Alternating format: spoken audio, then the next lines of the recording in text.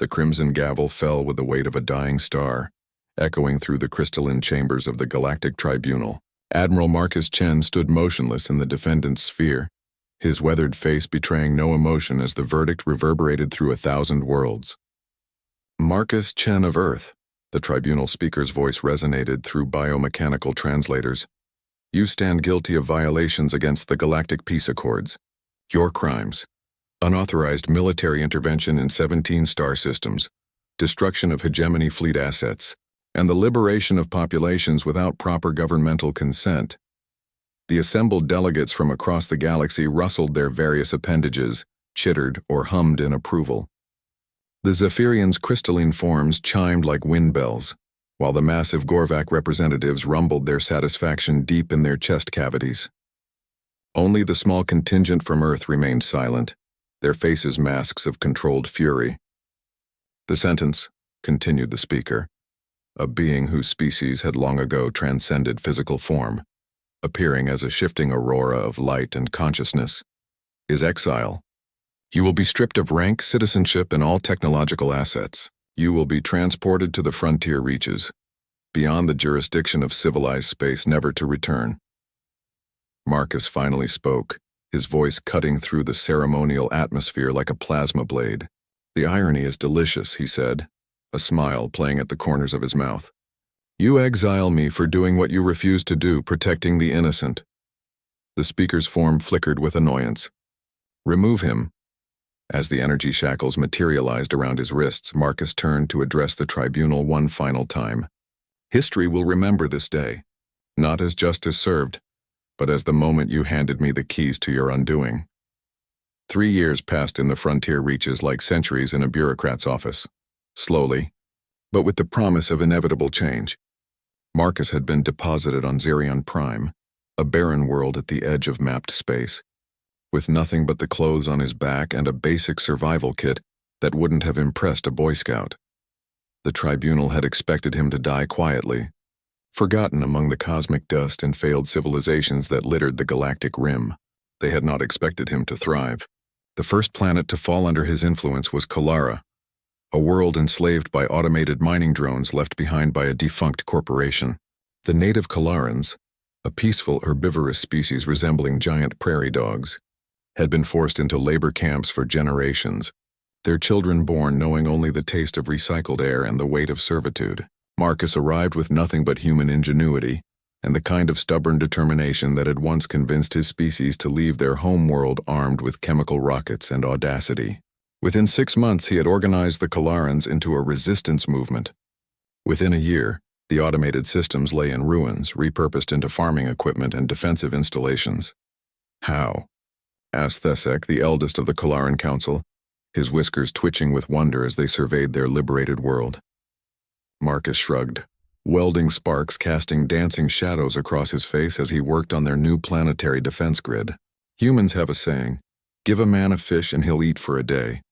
Teach a man to fish and he'll build a fishing empire and probably declare war on the ocean. The trick is knowing which battles are worth fighting. Word spread through the frontier reaches faster than gossip in a space station cantina. The human was building something out there, something the great powers of the galaxy couldn't ignore forever. The second world was Nethys, populated by the Nethians, a species of insectoid intellectuals who had been conquered by the brutal Korthak Empire and forced into academic slavery. Their brilliant minds used to design better weapons for their oppressors. Marcus arrived not as a conqueror but as a teacher. He showed them that intelligence without the will to fight was merely sophisticated slavery. The revolution lasted 3 days. The Korthak garrison, designed to suppress a peaceful academic population, was woefully unprepared for angry intellectuals with improvised weapons and a human strategist who treated warfare like three-dimensional chess played with explosives. By the 5th year of his exile, Marcus commanded a fleet built from salvage and stubbornness, crewed by species that the galaxy had written off as conquered, enslaved, or simply irrelevant.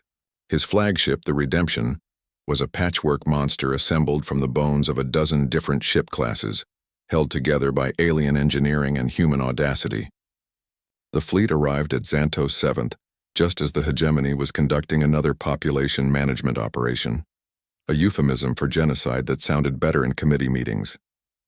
The Xantosians, a feline species known for their artistic achievements, were being systematically eliminated for the crime of refusing to surrender their cultural heritage. The battle lasted 18 hours. When the smoke cleared, the hegemony task force was nothing but expanding clouds of debris, and the Xantosians were free. Their leader, a scarred Tom named Varric, knelt before Marcus in the traditional gesture of eternal gratitude. "Rise," Marcus said, his voice carrying the weight of accumulated victories. "Free beings kneel to no one, not even their liberators."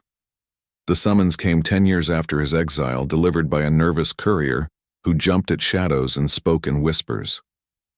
The Galactic Tribunal demanded an audience with the former Admiral Marcus Chen, now styling himself as the liberator of the frontier reaches. Marcus read the message aboard his command ship, now a massive dreadnought christened Justice Delayed. Around him, his war council, representatives from 43 liberated worlds, waited for his decision. "They want to negotiate," he said, tossing the message crystal onto the hollow table where it spun like a tiny, desperate galaxy. Thessek's whiskers twitched with what Marcus had learned was Kalaran laughter. "What could they possibly offer us that we haven't already taken?" Marcus smiled, the expression of a man who had discovered that revenge was indeed a dish best served cold, and he had had a decade to let it reach the perfect temperature. "Recognition. They want to offer us recognition as a sovereign power in exchange for maintaining current borders." The room erupted in various forms of alien laughter. Varric's purring filled the air like a rumbling engine. "Do they truly believe we will accept their scraps?" "No," Marcus said, his smile widening. "They're hoping we'll be reasonable. Unfortunately for them, humans stopped being reasonable the day they exiled me for having a conscience."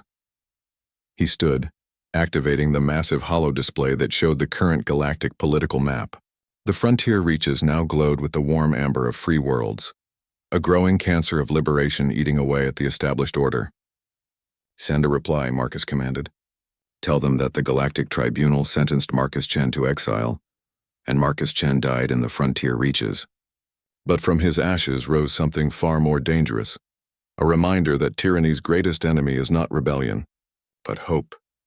He paused, looking out at the stars that had once seemed so distant and hostile, now blazing like beacons of possibility.